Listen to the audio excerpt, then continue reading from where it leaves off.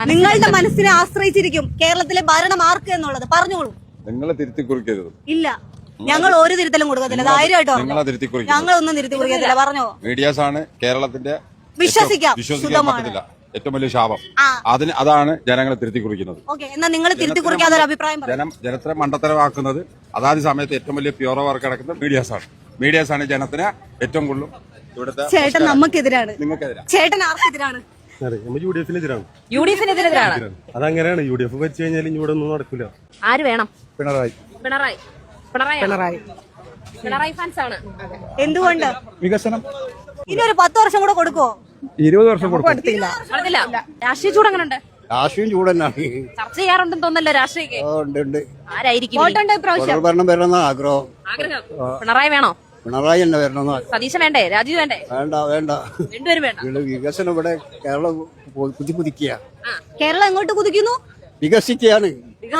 കേരളം വികസിച്ച് കുതിക്കുകയാണ്. മറ്റാരുണ്ട് LDF അല്ലാതെ? മറ്റാരുമില്ല. രാഷ്ട്രീയ കേരളത്തിന്റെ മനസ്സിൽ സുരക്ഷിതമാണ്. ആരുടെ കൈകളിൽ? ഇപ്പോഴത്തെ ഗവൺമെന്റ് കയ്യില്. ഒരു മാറ്റം ആഗ്രഹിക്കുന്നുണ്ടോ? ഇല്ല, ഇപ്പൊ തൽക്കാലം ഒരു 10 വർഷം കൂടെ കൊടുക്കുവോ? കൊടുക്കണം. ഇനി ഒരു 5 വർഷം കൂടി ഭരിക്കട്ടെ, നോക്കാലോ എങ്ങനെയാണ്. ഇനി ഒരു 5 വർഷം വേറെ 5 വർഷമല്ലേ ഉള്ളൂ. അത് കഴിഞ്ഞിട്ടല്ല പിന്നെ തീരുമാനിക്കുന്നത്. ഒറ്റടിക്ക് പോയി ഇലക്ഷനിൽ 10 വർഷം കൊടുക്കൂലല്ലോ. 5 വർഷമല്ലേ ഉള്ളൂ. 5 വർഷം ഇനി ഭരിക്കട്ടെ. 5 വർഷം മാറി മാറി ഭരിച്ചല്ലേ ഒരു മാറ്റം. മാറി ഭരിക്കാനപ്പോ ഒരുപാട് വികസനങ്ങൾ ഗവൺമെന്റ് കൊണ്ടുവരുന്നുണ്ട്. അതിനൊരു തുടർച്ച കിട്ടണം. അപ്പൊ ഇനി ഒരു ഗവൺമെന്റ് വന്ന വികസനമൊക്കെ നിന്ന് പോകുന്ന പേടിയുണ്ടോ? പേടിയല്ല, അത് ചില മാറ്റങ്ങൾ വരും. പല മാറ്റങ്ങളും വരും. അപ്പൊ അതിന് നല്ലത് ഒരു ഗുണം. മാറാത്തത് മാറുമോ? മാറാത്തത് നല്ല BJPന്റെതാണ്. അത് അവരോട് തന്നെ ചോദിക്കണം, എനിക്കറിയില്ല. അല്ല, മാറാത്ത അസുഖം മാറും അവര് വന്നാല്. ഇല്ലല്ലോ. മറ്റാരുണ്ട്? ഇല്ല, ഇപ്പൊ കേരളത്തിൽ ഏറ്റവും സുരക്ഷിതമാണ് കേരളം. സുരക്ഷിതമാണോ? ആരുടെ കൈകളിലാണ് സുരക്ഷിത? ഗവൺമെന്റ് കയ്യിൽ സുരക്ഷിതമാണ്. തുടർഭരണം വേണം. ഈ ഭരണത്തിന് എന്താ കുഴപ്പം? ഒരു കുഴപ്പമില്ലല്ലോ, നല്ലതല്ല.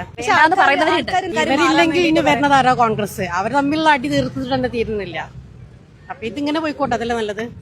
അപ്പം കമ്മ്യൂണിസ്റ്റിൽ അടിയില്ല. അടി പുറമേക്കില്ല, ഉള്ളിലുണ്ടാവായിരിക്കും. അതിപ്പോ ഏത് കുടുംബത്തിലുള്ള അടി? ഏത് കുടുംബത്തിൽ അടിയില്ലാത്ത? എന്തായാലും അവർ പുറത്തേക്ക് വരുന്നില്ലല്ലോ. അങ്ങനെ തുടർഭരണമാണെങ്കിൽ ആരായിരിക്കും നമ്മുടെ മുഖ്യമന്ത്രി? പിണറായി തന്നെ. വേറെ വരട്ടെ, മുപ്പരെന്നെ വരട്ടെ.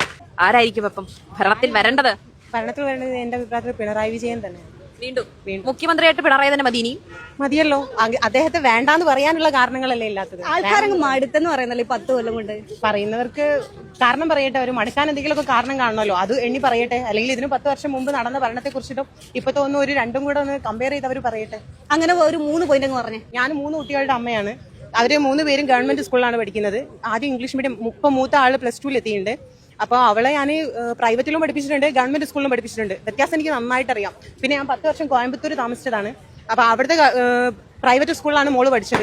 അവിടുത്തെ പ്രൈവറ്റ് സ്കൂളിനും ഇവിടുത്തെ ഗവൺമെന്റ് സ്കൂളും വെച്ച് നോക്കുമ്പോൾ ഞാൻ പറയും എന്തുകൊണ്ടും ഇവിടുത്തെ ഗവൺമെന്റ് സ്കൂൾ തന്നെയാണ് നല്ലത്. കേരളത്തിന്റെ വിദ്യാഭ്യാസ മേഖലയാണ് മുന്നോട്ട് വെക്കുന്നത്. വിദ്യാഭ്യാസമാണോ ആരോഗ്യമാണോ? ഇതിനകത്ത് ഏതാ? ഒരെണ്ണം പറയണം. ഒന്നിനും വില കുറച്ച് കാണാൻ പറ്റൂലല്ലോ. നമുക്ക് കറണ്ട് ഉണ്ട്, വെള്ളമുണ്ട്, എല്ലാ സൗകര്യമുണ്ട്, ഗതാഗതം ഉണ്ട്. ഒന്നിനും ഒരു മോശം പറയാനേ എന്റെ ഭാഗത്തില്ല. ഞാൻ ബേപ്പൂര് റിയാസിന്റെ മണ്ഡലത്തിലാണ്. റിയാസിന്റെ മണ്ഡലം